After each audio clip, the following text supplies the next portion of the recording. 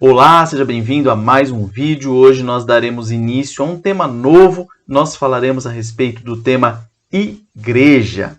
Você vai saber a importância que é tratarmos desse assunto. Então, sem mais delongas, vamos para o nosso slide. Aqui você pode ver a fachada da nossa igreja para quem está assistindo o vídeo e não é dela. E já fica aqui o convite para que você vá nos visitar. Rua Carolina Soares, 667, bairro do Limão, zona norte da capital paulista. Então, você olha para essa fachada, você olha para essa construção, você olha para esse templo e alguém te pergunta: o que afinal é uma igreja? Você saberia responder? Espero que a partir de agora, através dos nossos vídeos, você tenha confiança em explicar tanto para você mesmo quanto para outras pessoas o que é afinal uma igreja. Hoje nós trataremos do que é a igreja, daremos o conceito do que é. Esse vídeo é uma introdução para temas mais complexos que nós trataremos aqui. Nós falaremos também o que não é igreja e também falaremos o porquê estudar esse assunto, que é um assunto de suma importância. Então vamos lá para o nosso primeiro ponto, o que é igreja. Nós temos que partir do pressuposto que você primeiramente crê em Deus, o Deus que criou todas as coisas. O segundo pressuposto é que esse Deus, ele se revela a nós através das coisas que ele criou e de uma forma especial através das Sagradas Escrituras. Esse é o segundo pressuposto. E o terceiro pressuposto é que a palavra de Deus, as Escrituras Sagradas, elas nos trazem o conceito de igreja. Então você tem que ter esse pressuposto antes de entender o que nós trataremos aqui.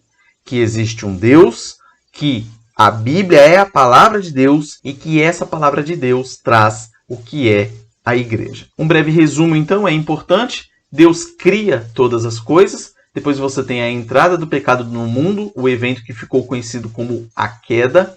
Daí surgem dois povos distintos. Nós temos a semente da serpente e nós temos a semente da mulher. Isso você pode localizar lá em Gênesis capítulo 3, versículos 14 e 15, que vai dizer o seguinte: então, o Senhor Deus disse à serpente logo depois da queda, logo depois que Adão e Eva sucumbiram ao argumento da serpente e acabaram pecando contra Deus. Visto que isso fizeste, ou seja, enganou a mulher, maldita és entre todos os animais domésticos e o és entre todos os animais selváticos.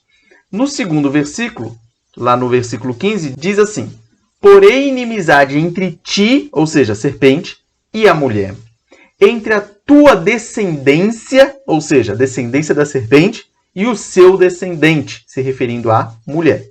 Este, ou seja, o descendente da mulher, te ferirá a cabeça da serpente. E tu, serpente, lhe ferirás o calcanhar. Esses versículos, que muitos chamam de proto-evangelho, que é o primeiro anúncio do evangelho na Bíblia, ele está mostrando que um dia o descendente da mulher, ou seja, Jesus Cristo, pisará a cabeça da serpente, que é Satanás, ou seja, acabará com ele, e que esse Satanás feriria o calcanhar de Jesus Cristo, ou seja, se referindo ao sofrimento pelo qual Jesus passou, sendo humilhado, agredido, traído, morto, etc. Então, dentro dessas duas sementes, nós temos os descendentes da serpente e os descendentes da mulher. Os descendentes da serpente são os não crentes, são os ímpios, são aqueles rebeldes para com o evangelho. Já os descendentes da mulher são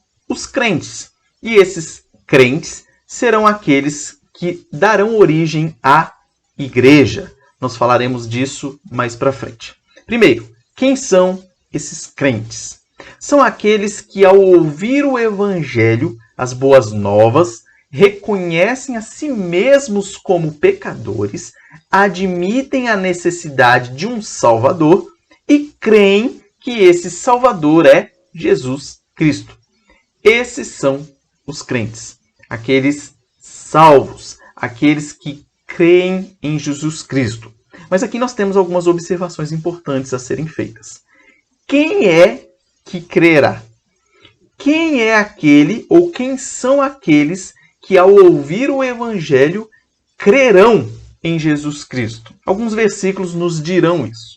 Você tem lá em Efésios capítulo 1, versículos 3 a 5, dizendo o seguinte: Bendito Deus e Pai de nosso Senhor Jesus Cristo, que nos tem abençoado com toda sorte de bênção espiritual nas regiões celestiais em Cristo, assim como nos escolheu nele antes da fundação do mundo, para sermos santos e irrepreensíveis perante ele, e em amor nos predestinou para ele, para a adoção de filhos por meio de Jesus Cristo, segundo o beneplácito de sua vontade. Em Efésios 2, 8 e 9 diz: Porque pela graça sois salvos, mediante a fé, e isto não vem de vós, é dom de Deus, não de obras, para que ninguém se glorie. Esse versículo ele é importantíssimo. Percebam o pronome demonstrativo em vermelho ali, isto. Muita gente diz que esse pronome ele está se referindo à graça. Pela graça sois salvos. E isto, ou seja, a graça, não vem de vós, é dom de Deus. Porém, isso é um equívoco, isso é um erro interpretativo. Esse pronome demonstrativo, esse isto, ele não se refere à graça, ele se refere à fé. Isso é regra básica do português. E, claro, do grego, se você ler, também é assim. Então, o versículo diz: pela graça sois salvos. Ou seja, é um favor imerecido vindo de Cristo para nós, mediante a fé. Então, você é salvo pela graça mediante a fé. Porém, essa fé não é de nós mesmos. Isso é muito importante saber. Essa fé é um dom de Deus. Deus quem dá essa fé. Se não fosse assim, você seria salvo por algo inato seu. Ou seja, lá no finalzinho que diz, não de obras para que ninguém se glorie. Se você acha que essa fé é fruto de você mesmo, você vai se gloriar, porque você será salvo por meio de uma atitude sua. Você estará contribuindo para a salvação. E o versículo é claro ao dizer que não de obras, pois essa fé seria considerada uma contribuição para a sua salvação, sendo que essa fé não seria reconhecida como sendo um dom de Deus. E com certeza você se exaltaria por causa disso. Então, entendamos corretamente esse versículo. E mais um. Atos 13, 4, 8. Quando Paulo e Barnabé estavam pregando, eles disseram o seguinte: os gentios, ouvindo isto, ou seja, a pregação do evangelho, regozijavam-se e glorificavam a palavra do Senhor. E creram todos os que haviam sido destinados para a vida eterna. Então aqui você percebe que todo o plano de salvação é obra exclusiva de Deus. Deus elege, Deus predestina, Deus envia o seu Filho, que vem voluntariamente para morrer por esses eleitos de Deus, que são salvos mediante a graça, por meio da fé, que é um dom de Deus. Então você percebe que a salvação do início ao fim é obra exclusiva de Deus. Então essa pergunta, quem crerá? Quem crerá serão aqueles que foram destinados a crer. Como nós vemos Paulo dizendo que aquele que não foi eleito por Deus, a pregação do evangelho para essa pessoa é loucura. A pessoa que não foi tocada, regenerada por meio do Espírito Santo de Deus, ela achará a pregação loucura. Então isso é muito importante ser dito. Quem crerá? Aqueles que foram destinados para a vida eterna, ou seja, aqueles eleitos por Deus.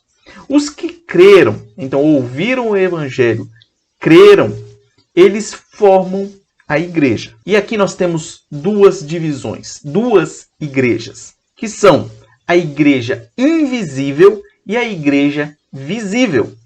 A igreja invisível é aquela composta pela totalidade dos eleitos de Deus do passado, do presente e do futuro, aqueles que ainda nascerão, aqueles salvos que ainda estão por vir, isso até a volta do nosso Senhor Jesus Cristo. Então você tem essa igreja invisível, composta por aqueles que já morreram, aqueles que ainda virão, aqueles que ainda estão nessa terra. E nós temos a igreja visível, que são todos aqueles que pelo mundo inteiro professam a verdadeira religião juntamente com seus filhos. Esses são os componentes da igreja visível. É importante esse termo que eu coloquei ali, professam a verdadeira religião, para que você não confunda com a igreja X ou igreja Y. Aqui nós não estamos falando a respeito de denominação.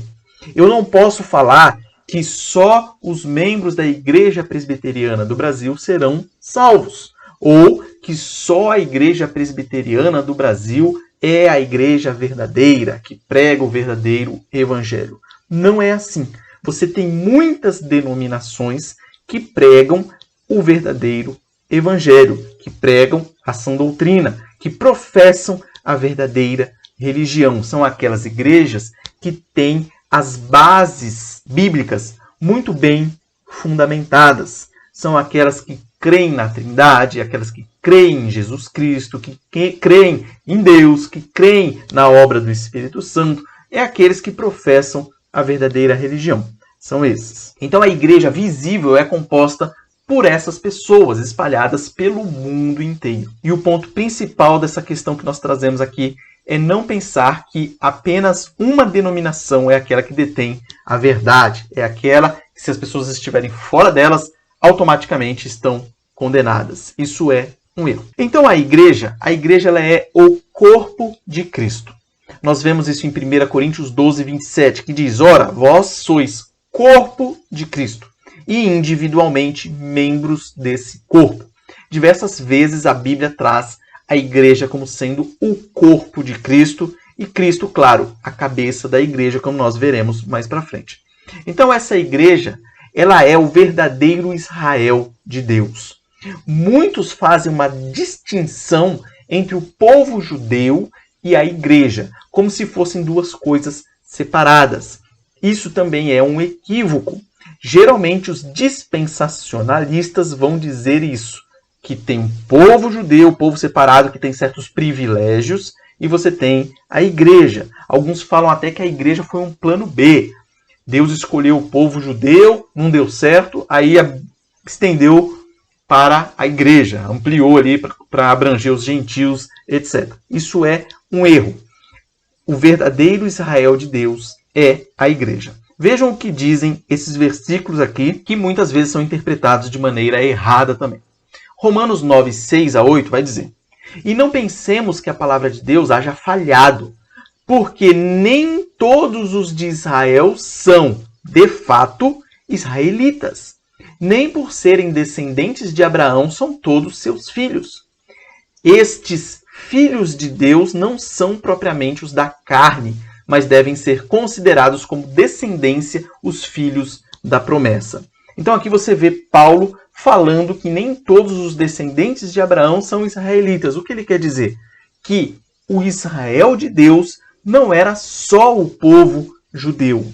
Inclusive tinha judeu étnico, nascido lá, que não era filho de Abraão. Aqui você já vê a mensagem de que o verdadeiro Israel de Deus está espalhado pelo mundo, não é apenas aquele povo específico. Vejam o que diz João, trazendo luz para essa passagem aqui. João 1, 11 e 12. Falando de Jesus Cristo. Veio Jesus Cristo para o que era seu, e os seus não o receberam.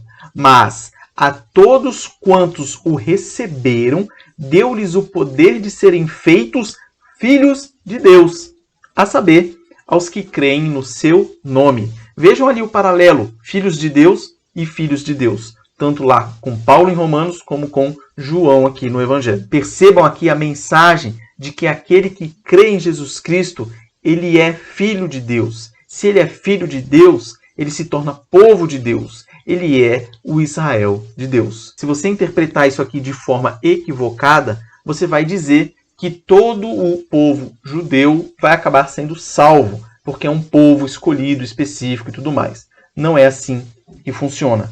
Terão judeus étnicos salvos, mas também terão judeus étnicos condenados. E muitos confundem essa questão, principalmente com o que está escrito lá em Romanos 11, 26, que diz lá assim: e assim todo Israel será salvo. Como está escrito, virá de Sião o libertador e ele apartará de Jacó as impiedades. Quando as pessoas leem que todo Israel será salvo, muitos vão interpretar equivocadamente, dizendo que todos que nasceram ali na região de Israel serão salvos. Todo o povo judeu espalhado pelo mundo será salvo. Um povo específico ali. Mas não é isso que o texto quer dizer. Você pode perceber que antes disso, lá no capítulo 9, já Paulo tinha dito que nem todo descendente de Abraão é israelita. E lá ele vai falar a respeito dos filhos de Deus, que são aqueles que creem em Jesus Cristo. Então, quando aqui ele se refere a todo Israel será salvo, aqui se refere ao Israel de Deus, aqueles que creem e professam Jesus Cristo como seu único e suficiente Salvador. Outra questão a respeito da igreja é que ela foi fundada por Jesus Cristo.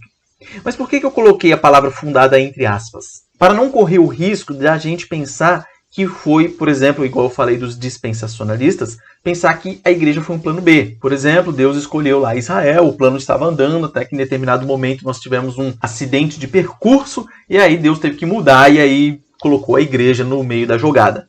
Não é isso.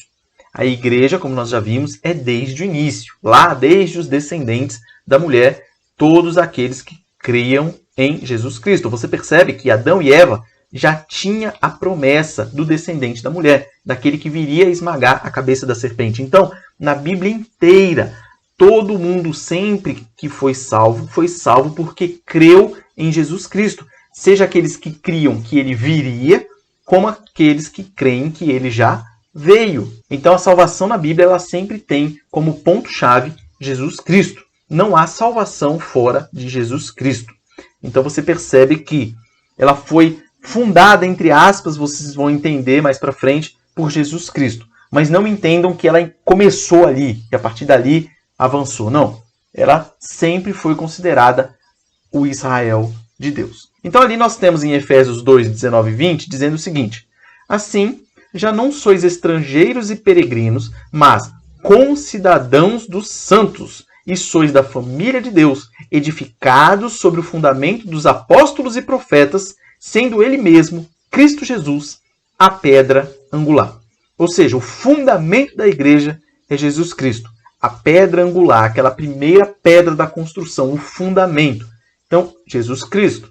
E o versículo diz: edificados sobre o fundamento dos apóstolos e profetas. O que isso significa? Significa que a igreja ela tem como fundamento o Antigo Testamento, os profetas, e os apóstolos, Novo Testamento. Então a Bíblia ela está fundamentada nas Sagradas Escrituras. O fundamento da igreja são o Antigo e o Novo Testamento. É isso que significa o fundamento dos apóstolos e dos profetas. Outro ponto importante sobre a igreja é que o mal nunca a vencerá. Veja o que diz Mateus 16, 18. Jesus Cristo dizendo a Pedro: eu te digo que tu és Pedro, e sobre esta pedra edificarei a minha igreja, e as portas do inferno não prevalecerão contra ela. Então perceba que Jesus Cristo diz que sobre essa pedra, o que pedra? O fundamento dos apóstolos. Pedro, ele era um representante dos apóstolos. Você tem diversos versículos na Bíblia que mostram isso. Quando os apóstolos estavam reunidos, geralmente era Pedro que falava, era quase um porta-voz dos apóstolos. É que Jesus Cristo se refere a ele como se fosse o fundamento da igreja, sendo os apóstolos. Então, Jesus diz que sobre os apóstolos, sobre esta pedra fundamental, edificarei a minha igreja, e as portas do inferno não prevalecerão contra ela. Ou seja, sempre haverá um remanescente fiel do povo de Deus. Sempre haverá na história uma igreja fiel, uma igreja bíblica, uma igreja que preza ou zela pelas Sagradas Escrituras. Então sempre haverá, em todo o tempo. Outro ponto importante sobre a igreja é que é onde está a verdade. 1 Timóteo 3,15 diz, Paulo dizendo para Timóteo: para que se eu tardar aí te ver, aí em Éfeso, onde Timóteo estava, fique ciente de como se deve proceder na casa de Deus. O que é a casa de Deus? Que é a igreja do Deus vivo, coluna e baluarte da verdade, ou seja, o alicerce. A igreja verdadeira, ela deve ser o baluarte, a coluna da verdade. Ela deve preservar pela verdade. E quem é a verdade? Cristo. E onde está falando sobre Cristo? Nas Sagradas Escrituras. Então, as Sagradas Escrituras apontam para Jesus Cristo, que é a verdade, e essa verdade deve ser preservada pela igreja de Cristo. Outro ponto importante é que deve congregar na igreja o povo de Deus para louvor e adoração a Deus. Hebreus 10, 25 diz: não deixemos de congregar-nos, como é costume de alguns. Antes, façamos admoestações e tanto mais quanto vedes que o dia se aproxima. Então, a igreja ela é o local onde os santos, os crentes, se reúnem. O povo de Deus se reúne como corpo para louvar e adorar a Deus. A igreja ela deve também testemunhar a Cristo.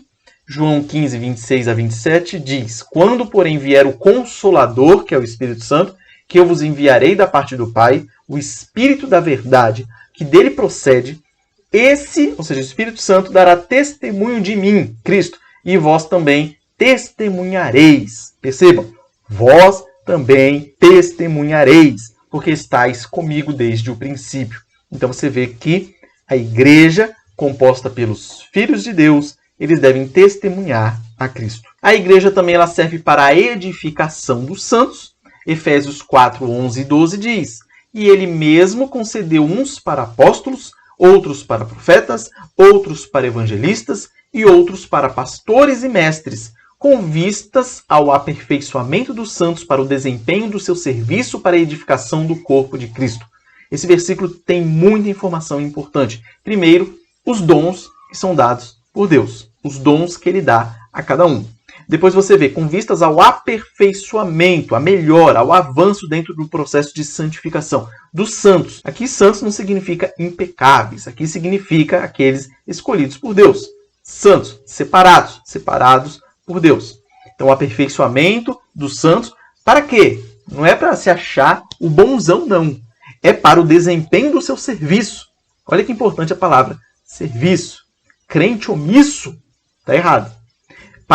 E depois continua. Também, um dos objetivos para o desempenho do seu serviço, para quê? Para a edificação do corpo de Cristo. Então a igreja se reúne, Deus dá dons específicos para as pessoas e todos têm dons.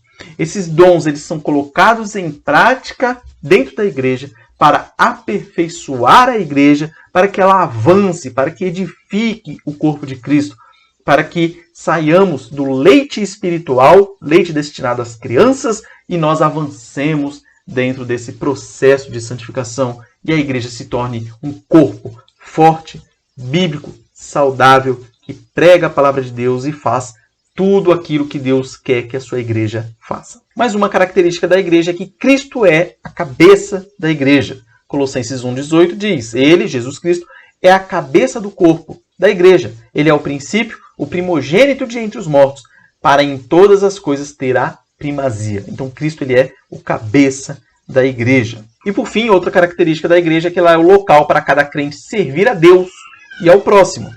1 Pedro 4,10: servi uns aos outros, cada um conforme o dom que recebeu, como bons despenseiros da multiforme graça de Deus. Todos temos dons dados por Deus, e esses dons devem ser colocados a serviço dos outros, do corpo da igreja. E como despenseiros, ou seja, aqueles que recebem algo de alguém, nós prestaremos contas daquilo que nós recebemos. Então, se você tem um dom e você está escondendo esse dom aí, lembre-se que você será cobrado por isso. O seu dom não é para ser engavetado, trancado a 7 chaves. O seu dom deve ser posto a serviço do povo de Deus, para a edificação, para o crescimento, para serviço do povo de Deus. Com isso, nós terminamos o primeiro ponto que eu queria tratar, e os 2 próximos são bem rapidinhos. O segundo ponto é o que não é igreja.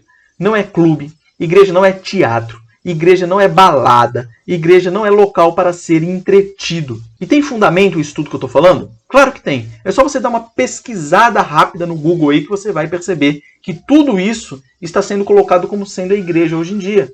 Igrejas show, cheio de luz, efeitos pirotécnicos, fumaça, nego voando, pendurado em cabo de ar, um monte de palhaçada, um monte de pataquado dentro da igreja. A igreja não é isso. A igreja não é para você se entreter. As características da igreja de Cristo está na Bíblia. Nós falamos aqui algumas, tem mais. Separamos só algumas delas. Mas não tem em nenhum lugar da Bíblia que a igreja deve ser um clube social, um local para você ir se sentir bem. É claro que você se sente bem.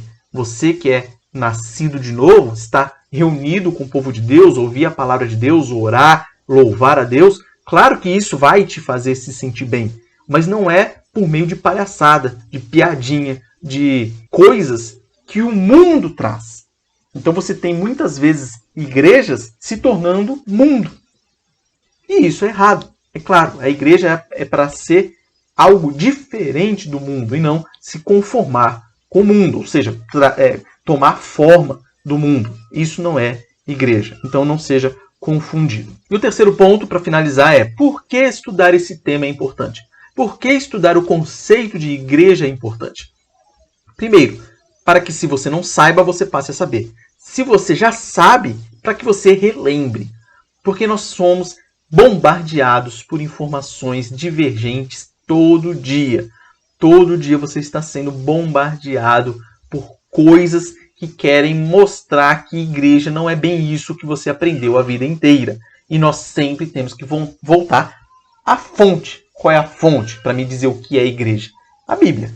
Fugiu da Bíblia, já era. Então, saber o conceito de igreja, saber para que serve a igreja, como ela é composta, quem a fundou, o que é a igreja, vai servir para que nós respondamos perguntas atuais, perguntas que estão sendo feitas aí e muitas vezes as pessoas crentes não sabem responder.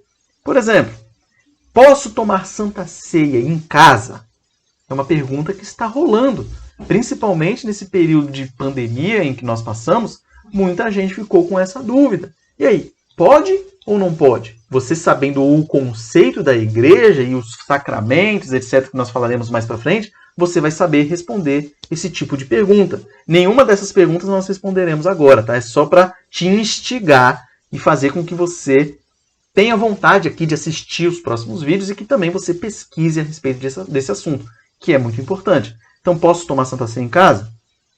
O templo pode ter paredes pretas. É muito comum hoje em dia você ver igrejas com as paredes todas pretas e luz apenas no pastor ou no grupo de louvor ou nas pessoas que estão lá na frente. É certo isso? É errado? É pecado? Não é? Pode? Não pode? Existe ceia ou batismo online? Tem gente praticando tanto ceia como batismo de forma online. Tem gente falando por meio da tela para que a pessoa lá na casa dela jogue uma aguinha na cabeça dela e está batizada. Pode? Não pode. Pode uma pessoa online pegar um suco de uva e um pão e falar para você que está assistindo em casa fazer o mesmo? E aí? Disciplina eclesiástica dentro da igreja seria um descumprimento do mandamento de Jesus para que não julgueis, para não ser julgados? Será? Será que a disciplina eclesiástica dentro da igreja está metendo o bedelho onde não é para meter? Ou está sendo omissa? A igreja ela pode ser fechada pelo Estado, como nós vimos nesse período de pandemia? Pode, não pode. Se eu desobedecer o Estado, estou pecando. A Bíblia me diz para respeitar as autoridades. E aí? Respeito, não respeito? Abro minha igreja, fecho? O que eu faço? A igreja ela é relevante ainda hoje? Hoje é ultrapassada? É possível ser igreja sem frequentar uma igreja local? Ser igreja isolado, em casa? E aí? São perguntas atuais. São perguntas que devem ser respondidas. Para que eu vou à igreja? Essa pergunta é basilar. Todos deveriam se fazer essa pergunta. Para que eu vou à igreja? Para me sentir bem? Ou para ser servido? Ou será que eu vou para servir, para louvar, para adorar? Para que eu vou à igreja? Para dormir? Para que eu vou na igreja? Faça essa pergunta. O que é culto? Qual a definição de culto? Será que eu colocar coisas novas dentro do culto é culto? Será que eu posso fazer isso? Será que eu não posso? O que é Santa Ceia? O que é batismo? Igreja é para crente ou para ímpio? Devemos mudar estratégias ou a liturgia da igreja ou coisas da igreja para manter os ímpios na igreja e evitar com que eles se dispersem? São todas perguntas atuais, meus irmãos, e que devem ser feitas e devem ser respondidas biblicamente. Então você percebe que um conceito tão simples, conceito de igreja, responderia todas essas perguntas. Claro que tem algumas mais difíceis, tem algumas mais fáceis de responder, mas você, biblicamente, você tem resposta para todas elas. Então qual é a conclusão que nós chegamos aqui? Primeiro, que nós devemos conhecer o conceito de igreja para não sermos enganados. Segunda conclusão, a igreja foi, continua sendo e sempre será relevante. E é por esse motivo, por causa da relevância e da importância da igreja, que os lobos, que os inimigos de Cristo, que os anticristos sempre buscarão atacá-la, sempre buscarão destruí-la. Eu penso o seguinte, se eu fosse o capiroto, eu buscaria, em vez de ficar atentando pessoas individualmente, eu daria preferência para atacar o quê? A igreja.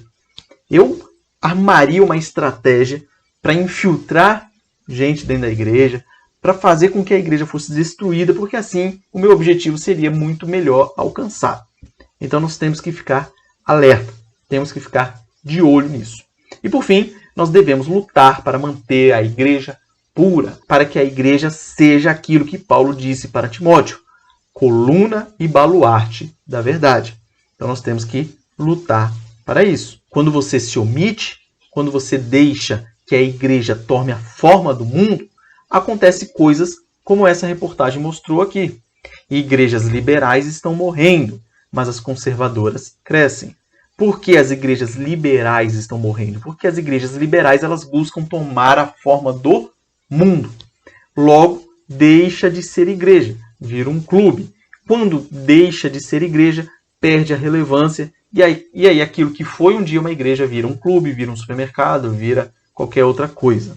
Mas, ali, as conservadoras crescem. Por quê? Porque as conservadoras se firmam na palavra de Deus. Elas conservam aquilo que aprenderam e transmitem isso para as próximas gerações.